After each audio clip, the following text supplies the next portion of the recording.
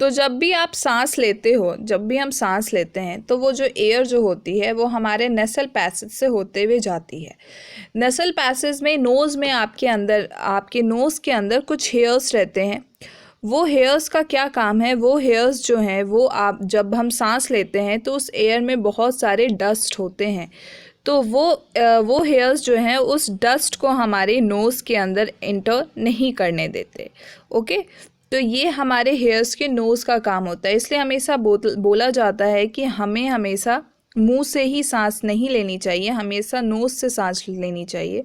क्योंकि जब आप नोज़ से सांस लेते हो तब जो हमारे नोज़ में जो हेयर प्रेजेंट है उसकी हेल्प से जो एयर में जो डस्ट होता है वो हमारे नोज़ के अंदर, बॉडी के अंदर नहीं जा पाता और सिर्फ प्योर एयर ही हमारे नोज़ बॉडी के अंदर जाती है। इसलिए हमें हमेशा नोज़ से ही सांस लेनी चाहिए। तो ये बात आपको समझ में आई कि नोज़ में हमारे स्मॉल हेयर्स जो होते हैं वो क्यों होते हैं। फिर हमारा होता है आपका नॉस्ट्रिल।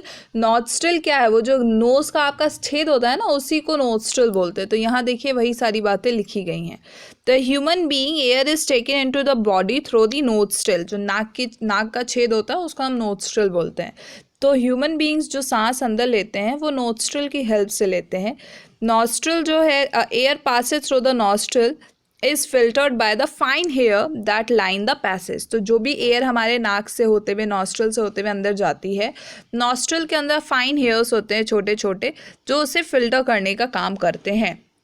उसके अलावा हमारे नोज़ के अंदर म्यूकस भी होता है और ये म्यूकस भी आपका इम्प्योरिटीज़ नाक के अंदर जाने नहीं देता।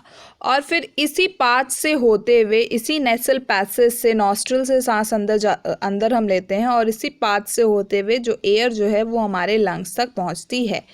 अब हमने यहाँ रिंग्स ऑफ कार्टिलेज के बारे में पढ़ा था।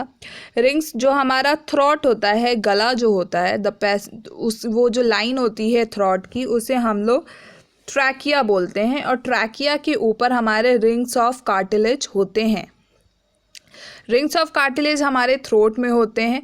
ये इंश्योर करते हैं कि ये वो जो एयर का फ्लो जो है वो प्रॉपर वे में होता रहे, लंग्स से बाहर आने का और हमारे नोज़ से अंदर जाने का। ये जो पैसेज है, ये जो काम है एयर पैसेज का, एयर का इनफ्लो आउटफ्लो अच्छे से होता रहे, वो रिंग्स ऑफ कार्टिलेज जो है वो इंश्योर करते हैं।